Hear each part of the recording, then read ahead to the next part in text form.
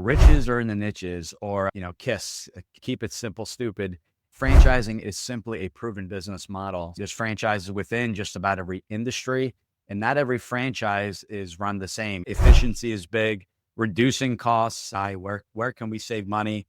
Where can we double down the marketing spend? So maybe the marketing spend doesn't change, but the conversion increases. So same spend, increasing revenue, top line, hopefully in the process, increasing your net income. Welcome to the Franchise Freedom Podcast, where you can escape the corporate trap through franchise ownership. Here's your host, Giuseppe Grammatico, the Franchise Guide.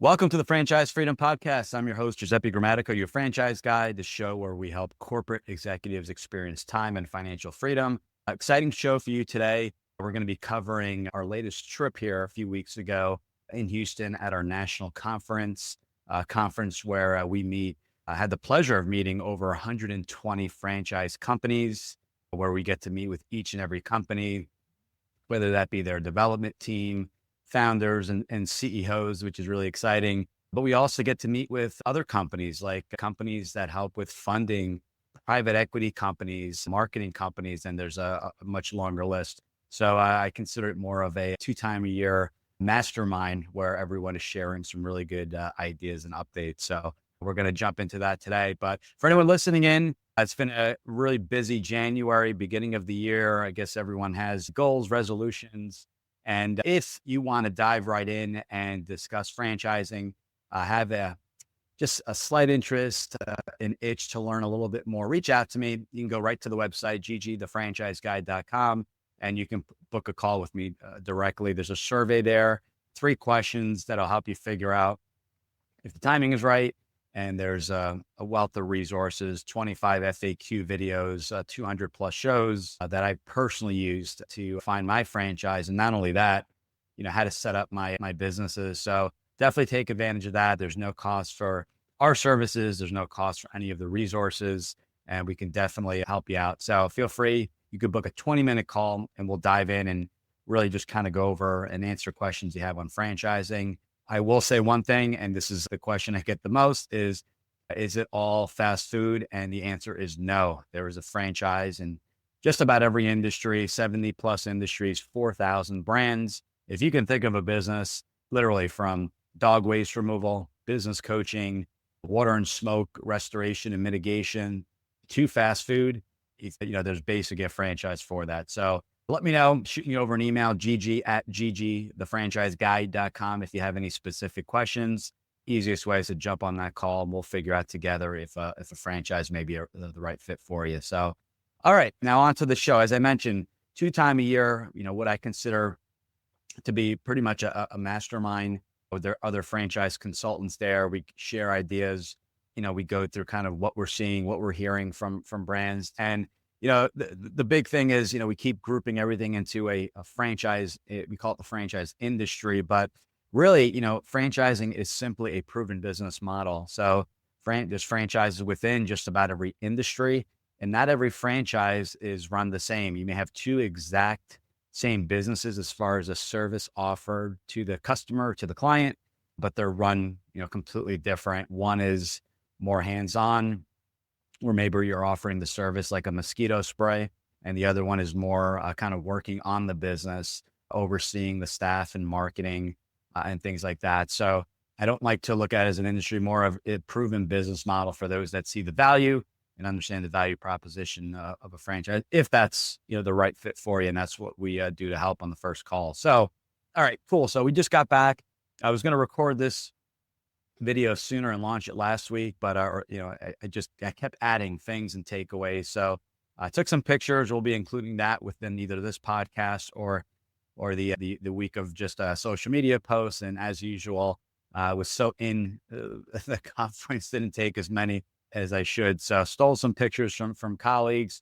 Hope you enjoy them. But for today, I wanted to give you kind of 5 key takeaways of the conference.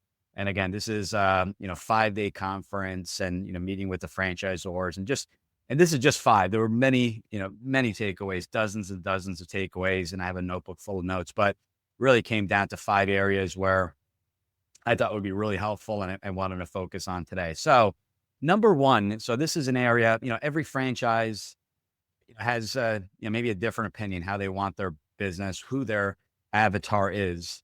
And, is it a full-time individual? Can they run it part-time? What are their financials to allow them, to be qualified to purchase the franchise? And that list goes on. What's their skill set? But one thing we heard over and over with companies is riches are in the niches, or, KISS, keep it simple, stupid. And that was something that, came up over and over again. And this is not the case for every franchise, but a lot of franchise companies, they kind of came back and said, you know what?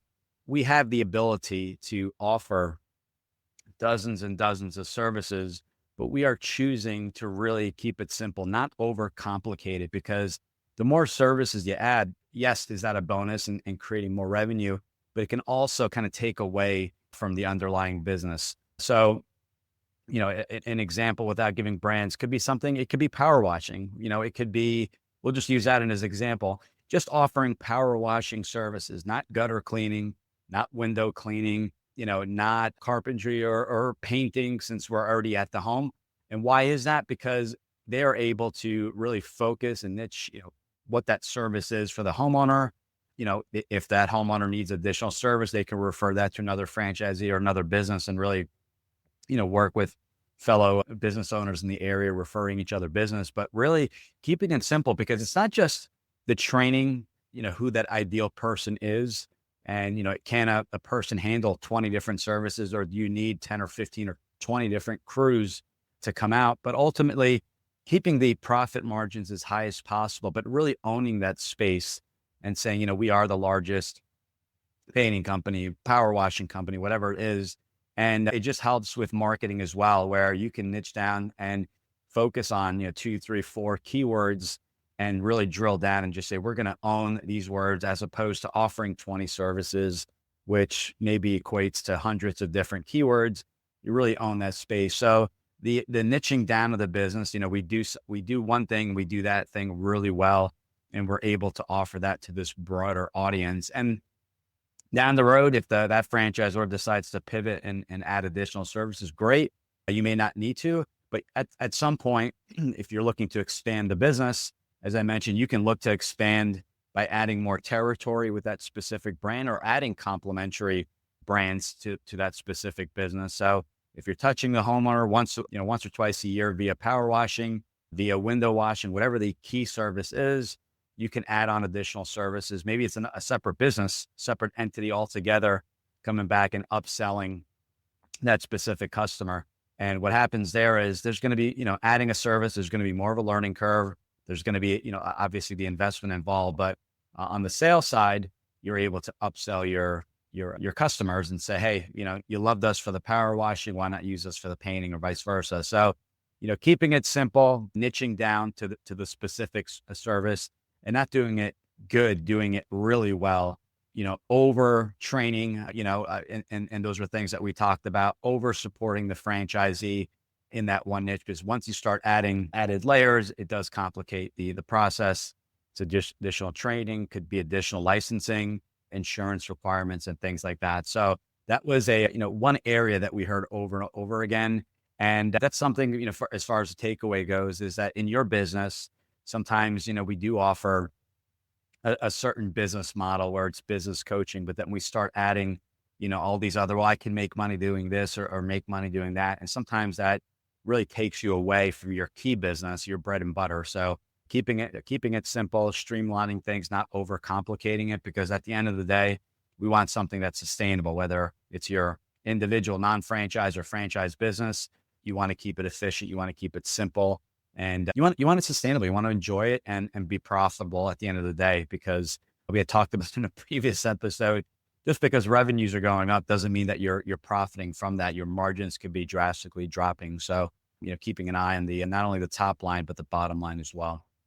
All right. Another key area, and that area is around AI. Artificial intelligence is playing, a growing role just in the overall process with franchises. So what is AI? And a lot of people that, are just getting on and learning about it. They're hearing things like Google Gemini and Chat GPT, which are great. You can ask it questions. It can create things for you. But these franchise companies are in many cases spending millions of dollars reinvesting back into the business to make the franchisee, as efficient as possible. So key areas here are in marketing. A lot of franchise companies are offering turnkey marketing, but with the added benefit of AI, that AI can analyze real time and make adjustments. So what do I mean by that? Well, it can look at, if you're a national franchise, where the leads are coming from, what state is light, where you're getting a lot more leads from, what are the conversions, who's showing up for the calls. And, in the past, we always had that data. And it's like, all right, what do we do with that data? The AI is actually going in and making the adjustment. So if a certain ad isn't running, it may shut it down and double down the spend on an ad that is converting. It's going to look at things like that. It's really going to spend time to say, okay, what is the average cost per lead? And we need to keep that. It's at $10. We need to keep it at $5. So that's part of the process, part of the learning, part of what you're teaching the AI. So keeping track of that, because that may be different from one brand to the next. So those are kind of some key areas that, that they look into.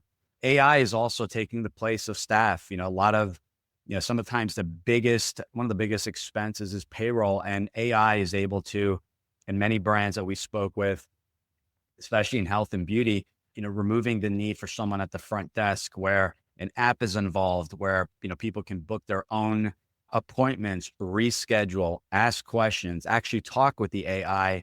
What is your average cost? How long is the appointments? What other services do you have? So the AI is really taking an active role, not just with scheduling, booking calls and things like that, but just automating the process, answering questions for you before those calls go directly to maybe the franchisor's home office.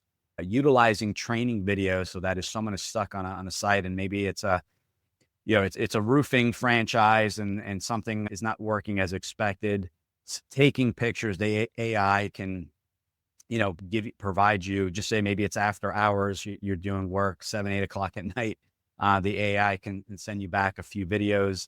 And not only does that save the call to the franchisor, but also to the franchisee running it, keeping the staff to a minimum. So when a technician is out there providing whatever that service is, they're able to troubleshoot, they're able to retrain live at any point in time, ask questions, figure out the areas that need the most improvement.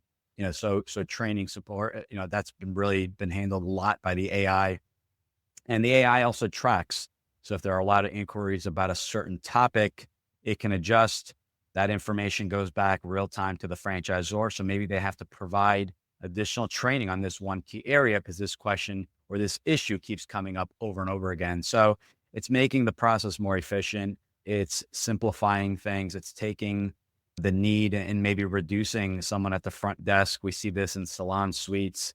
We've seen this in health and beauty brands, self-tan, the tanning space, the hair removal space, where you essentially check yourself in. You can go in, you can pay your invoice, you can just schedule, and it makes suggestions where you come in every 4 weeks. So these are the next 3 appointments if you want to book it there. So it's always learning based off your inputs when you're coming in and things like that. We've even seen it to the point where AI is able to track in the pet grooming space. They can actually track you, a facial recognition. It can track your dog that you're bringing in for grooming, and it knows what services were received last, what recommendations are there, and even, who that groomer was that maybe was able to get the job done a little bit quicker than the next. Maybe they got a higher rating for your specific pet, whatever the case may be. It's piecing that all together. And, my last point on AI is it's not perfect. It doesn't take the place of the owner, but it's really what it's doing is it's making the business more efficient. I use personally AI to book my initial call. Someone had made a comment where they got the call and they can tell it was AI. And it's absolutely, we utilize technology. Obviously, we want to keep our costs in line. We offer a free service to the people looking at franchises, but we want to keep our costs as low as possible. We want to be efficient, and we want to make sure to automate and give you the information you need so that you can make the best decision. So a lot of stuff there. As I mentioned, support, training, my gosh, the list goes on, but I was just shocked to hear the numbers that have been reinvested just even into their CRM systems.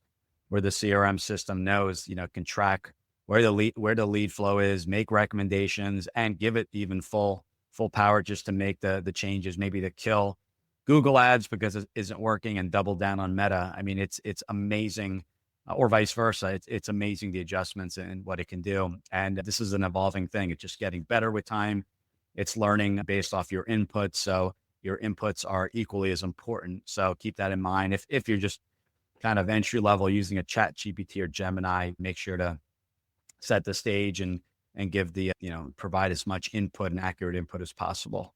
All right, number 3, and there's going to be kind of overflow with these, but the other thing was, I say a key word for the meeting: efficiency. What do I mean by efficiency? So the franchisor understands, you have a large investment you're making. You more than likely are getting a loan somehow, an SBA loan, personal loan, home equity line of credit, however you're funding it.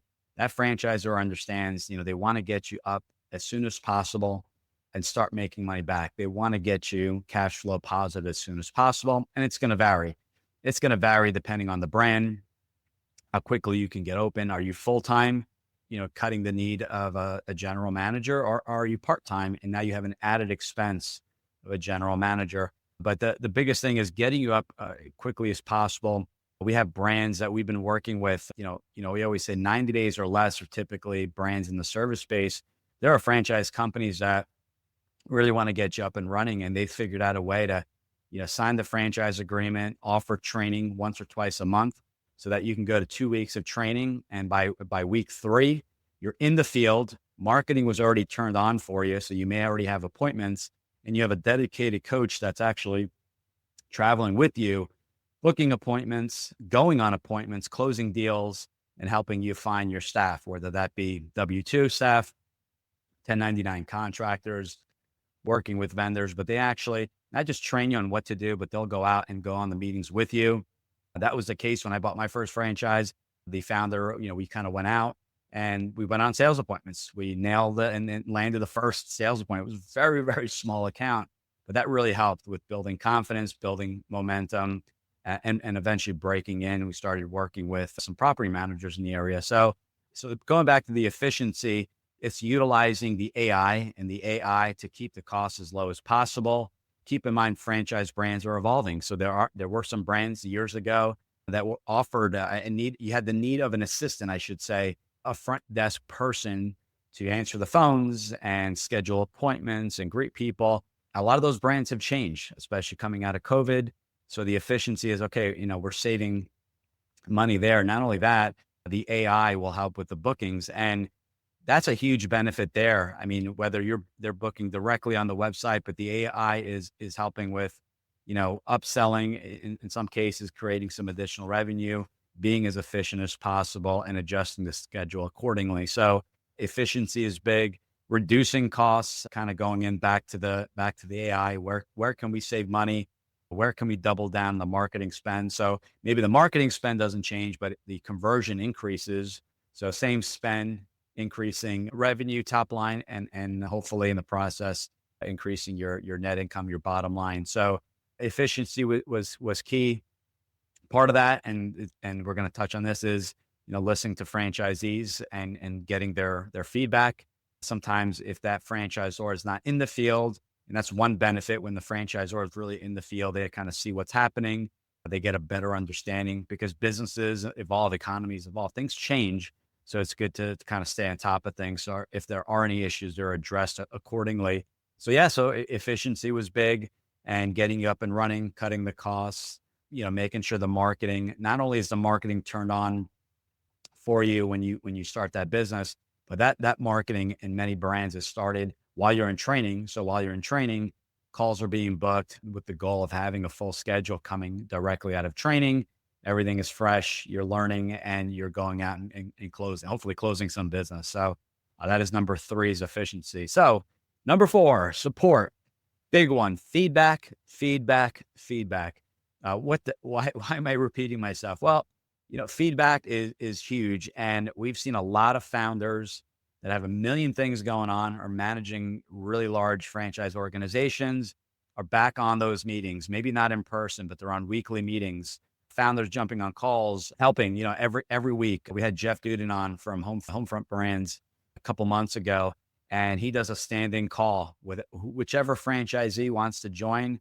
They're more than welcome. It's not a mandatory call, and they can jump in. So these are just for owners, and he has different calls lined up, but owners can come in. And sometimes if one owner is having an issue, or vice versa, one owner is having success in a specific area, they can sit down and discuss it. Jeff, being the founder, can go in and make those changes to say, you know what, these are some great changes, or these are some great ideas that we can essentially assist with. We can, maybe it'll take some time to put that in, or change up the marketing, or maybe it's an extra piece of collateral that's super helpful, or a video, or whatever the case may be.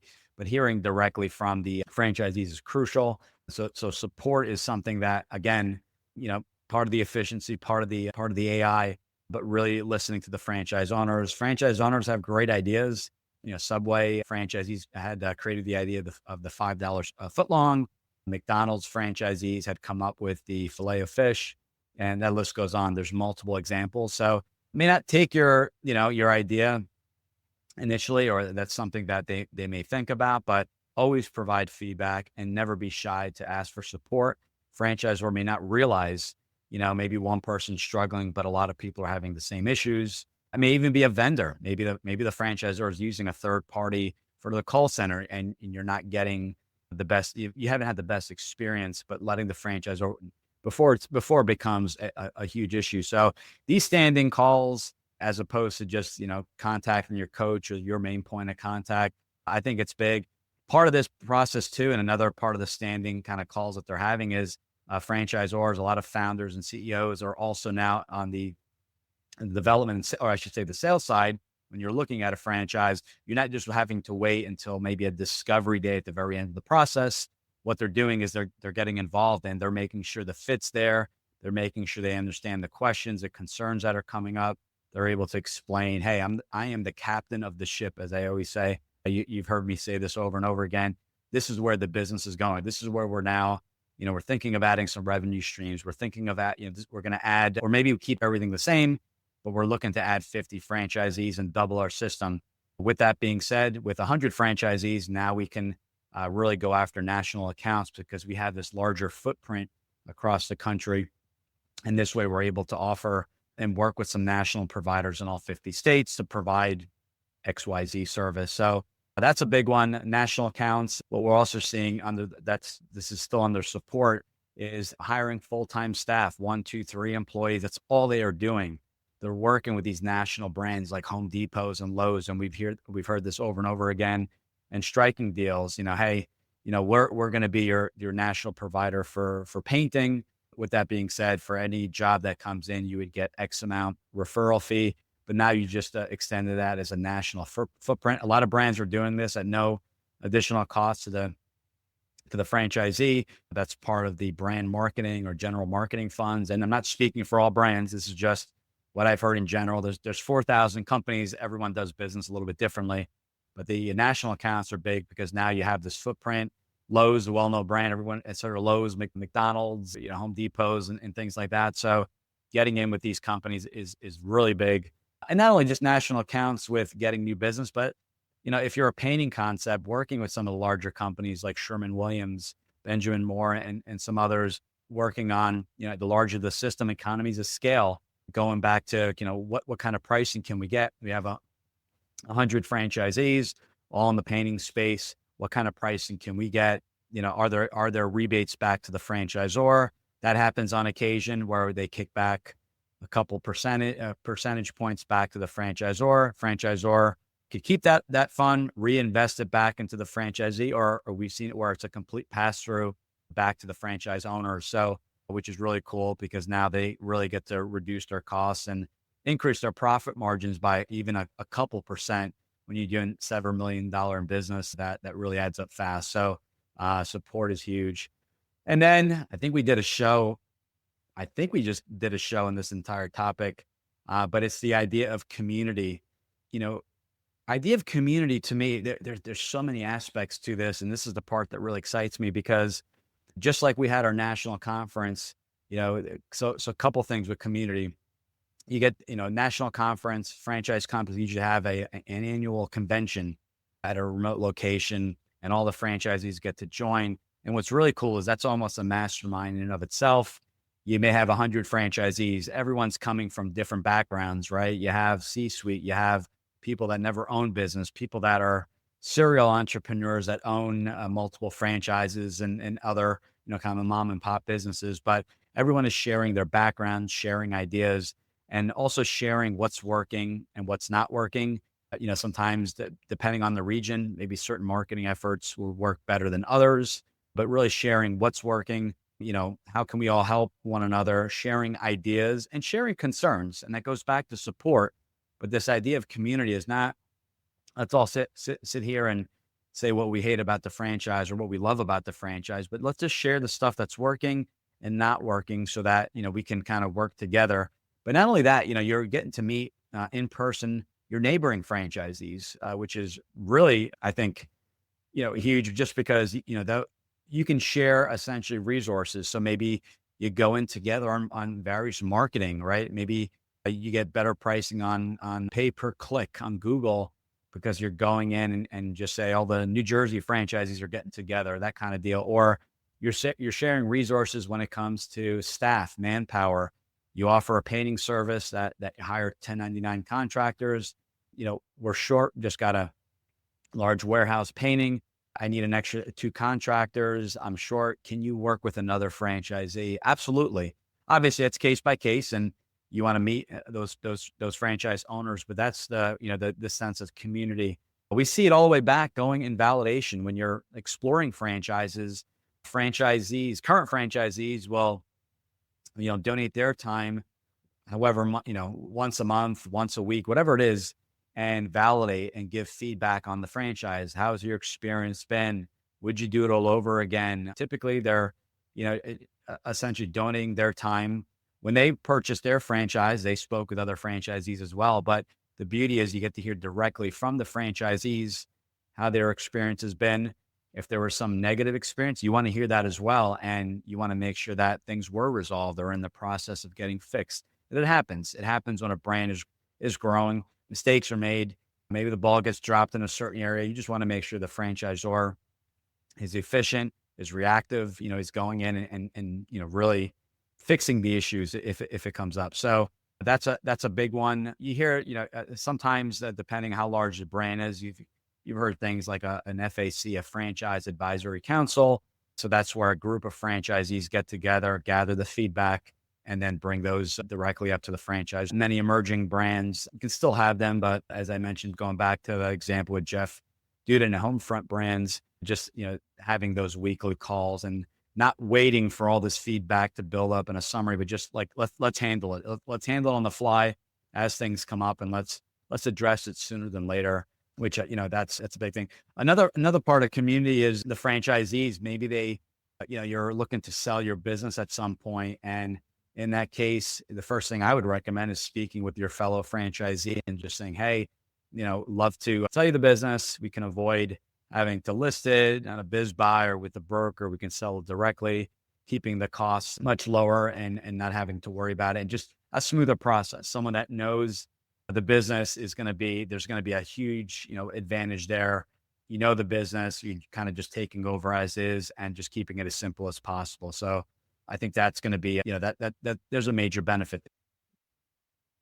And then, lastly on community, you have sometimes, competing brands in the franchise space, and they get together and share ideas as well, right? There's I always say there's plenty of business to go around, but in the franchising community, we'll use that word going forward instead of industry, but in the community itself, you may have, competing brands get together because maybe there are some issues when it comes to pricing or different regulation where certain products can't be used, or there's additional training, licensing issues, education, whatever the case may be. But we've seen to where brands will get together and understand, hey, we're all in the same space and competing. With that being said, maybe there's power in kind of getting together and I was going to say power in numbers, but more of just kind of getting together and sharing ideas and concerns and how we can help one another out so that yeah, it makes everyone's lives much easier. And I think there's, huge value there. So we covered quite a lot. Our next meeting is going to be in July, and we'll see. I wouldn't say, there was a lot more conversation on AI of these five that really took center stage, and how quickly, businesses, can really get up and running and much more efficient, and really just cutting down on the expense, and just a lot of this reinvesting back into the business. So to reiterate, the five key takeaways from our conference were: number one, riches are in the niches, or as I use the acronym KISS, keep it simple, stupid, and not overcomplicate the systems. Again, number two, AI growing role in the process, helping with overall efficiencies, getting the business up and running sooner than later. Efficiency is number three, utilizing AI, but also, how to get franchisees up and running, offering great support, traveling, and finding that maybe the initial staff to get the business up and running, some customers to get the momentum going, get some sales in the door, some revenue. Number four, support, feedback, which is a big one. Listening to the franchisees, tailoring the training and services for the franchisee based off their feedback, listening, getting on those weekly calls, not waiting till an annual conference. And then number five, this idea of community, listening, working with your fellow franchisees, sharing ideas, sharing resources, staff, marketing, talking with your competitors, getting educated. I know we like to keep things close to us, and we're not revealing maybe any trade secrets, but really, leveraging, they may see something coming down the horizon that you may not see, and vice versa. So, or you have maybe figured out something to be a little bit more efficient, so especially when you're using 1099, maybe you're both using same labor pool, working with the same contractor. So, I think there's definitely value there, and it's an area I avoided in the beginning personally, and then realized that there's plenty of work, and started, having conversations with competing brands, and just at a high level, and sharing ideas. So I hope you enjoyed this. I had some questions, a lot of this kind of covered your questions. I was going to kind of go and answer each question one by one, but I gave kind of a thorough explanation on each one, and that covered the questions I received. So all those, to everyone that sent them in, I appreciate it.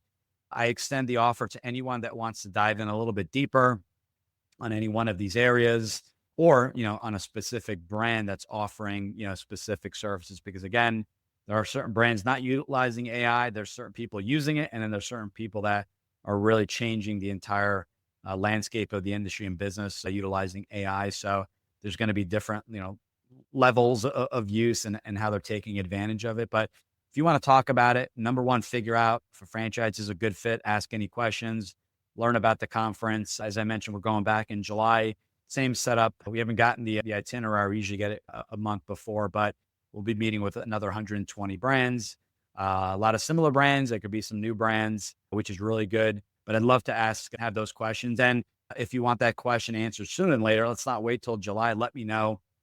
I have direct access to numerous brands where we could pick up the phone, speak with the founder, and maybe it's something, it's about the industry, maybe it's about a specific brand. But again, I appreciate those questions. I jotted those down, and feel free. And again, if you just want to jump on a call and not wait for me to create the next podcast, go right to the website, ggthefranchiseguide.com. You can book a call with me. It's going to ask you a few questions. There's a short little survey. You can book a call, and anyone that wants to book a 20-minute call, that's really the process. You can email me directly, gg@ggthefranchiseguide.com. Just because you book a call doesn't mean the timing is right for a franchise. Maybe you just want to have a few questions answered. Maybe you just want to say, hey, I have a two-year agreement left with my employer. After that, I'm thinking of business ownership. What do I have to do now? We can answer that question. One thing I just learned, it was the president of the IFA had listened to an interview. This is actually interesting. 2/3 of people they interview, 2/3, right? That's a huge number, have considered owning a business, just considered it. And 2/3 of those people that have considered owning a franchise have stated that they did not move forward. And why? They didn't know where to start.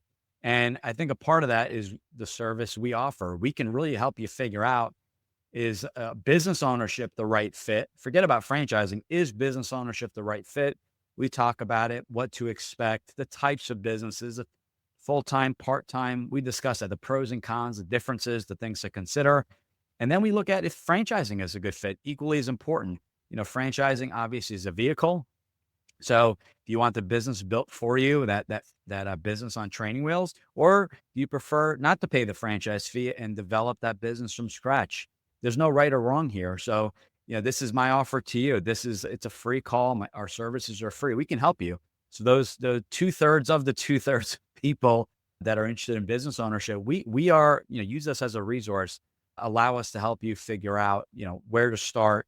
And that's really, if you want one takeaway of where to start, it's very simple. And that's figuring out, why do you want to own a business? What is your why? And once you answer that question, whatever the response is, it's money, spending more time with family, combination of both, then looking at what does the ideal business look like, and not looking at, the top 500 franchises out there, or what's the hot industry and stuff like that. But what does this ideal business look like? Are you working from home or going to a retail location? Do you have a lot of staff? Do you want to keep it to a minimum? What is your investment level? You buy a home, right? You got to get pre-approved. You have to have a budget in mind. You don't just tell the real estate agent, "You'll just find me whatever." You put some things together. I want to be on the ocean. I want to spend no more than $1 million.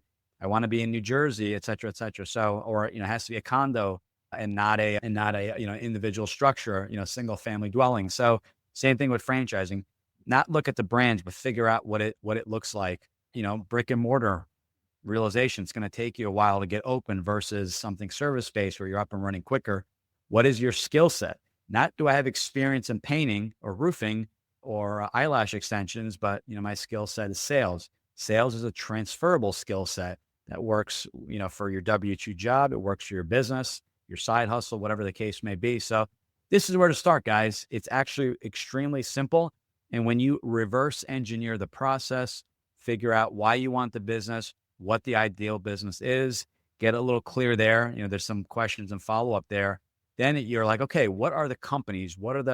Is it a franchise or not? And if it is a franchise, what are the companies offering everything I want? Low staff, under 100K investment, reoccurring revenue, B2B, recession resistant, et cetera, et cetera. Once you put the guidelines in place, boom, you can narrow it down, and you can narrow down that search just with something simple as your investment, your location, because the franchise has to be available, and what your role is, full-time, part-time, that kind of deal. That's going to narrow that universe of franchise right there by over 90%, maybe 99%, depending on where you're at, because certain brands are just sold out in certain markets and states. So that's where to start, guys. So I really appreciate the President IFA sharing that. It was really cool. It was good to know, because I always knew that. I didn't realize how high the numbers were. So feel free to reach out. We can help. Thank you. I appreciate all your support. We're bringing on some guests. We have some invites out, waiting to hear back. So we got some really cool guests that we'll be having for you towards the end of Q1. And again, thanks for listening. We'll talk to everyone soon. Take care. Thanks for tuning in. If you want to learn how to make the transition from corporate to owning your franchise, join Giuseppe on the next episode. You can also follow on all social media platforms and achieve financial and time freedom today.